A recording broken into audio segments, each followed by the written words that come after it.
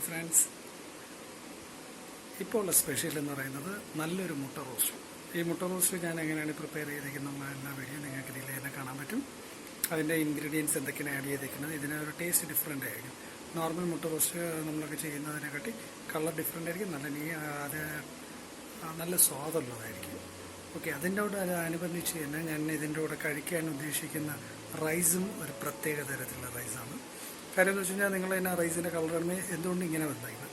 പക്ഷെ ഞാനിത് ചെയ്തേക്കുന്നത് വേറെ ഒന്നുമില്ല, റൈസ്, പയറെന്ന് പറഞ്ഞാൽ പയർ പൊടിച്ചത്, പകുതി പൊടിച്ചതായിട്ടുള്ള പയർ പൊടിച്ചത്, പിന്നെ ഉലുവ, ഇത് മാത്രമായിട്ട് റൈസ് വെച്ചതാണ്. റൈസ് വെച്ചിട്ട് നമ്മളൊന്ന് കഞ്ഞി കുടിക്കുന്നതിനെക്കാട്ടി ബെറ്റർ. ഞാനിതിന് നമ്മൾ കഞ്ഞിയായിരുന്നു, ആ കഞ്ഞി മാറ്റിയിട്ട് ഞാനിപ്പോൾ ഒന്ന് അതിനെ ഫുള്ളായിട്ട് ആ വെള്ളമെല്ലാം കളഞ്ഞ് നല്ല രീതിയിൽ അതിനെ ഫുള്ളായിട്ട് വടിച്ചെടുത്ത് ക്ലിയർ ചെയ്ത് എടുത്തൊക്കെയാണ്.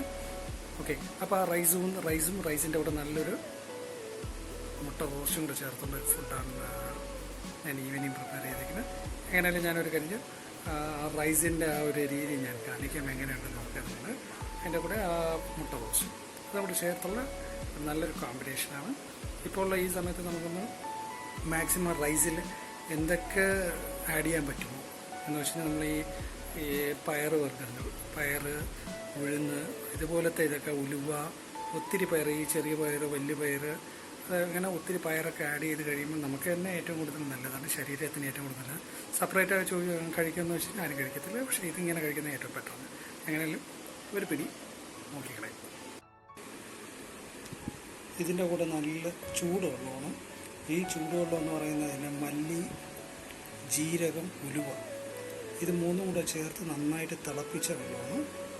അതിൽ തന്നെ നിങ്ങൾ നോക്കുമ്പോൾ തന്നെ അറിയാൻ പറ്റും, അതിൻ്റെ മല്ലിയുണ്ട്, ജീരകമുണ്ട്, ഉലുവയുണ്ട്, എല്ലാം കൂടെ ചേർന്നതാണ് ഇത് ശരീരത്തിന് ഏറ്റവും നല്ലത്. ഇപ്പോൾ ഉള്ള ഈ കൊറോണ വൈറസ് ആ ഒരു ഇതൊക്കെ ബേസ് ചെയ്ത് നോക്കുമ്പോൾ നമ്മൾ ഏറ്റവും കൂടുതൽ വെള്ളം ചൂടാക്കി കുടിക്കുന്നതാണ് ഏറ്റവും ബെറ്റർ.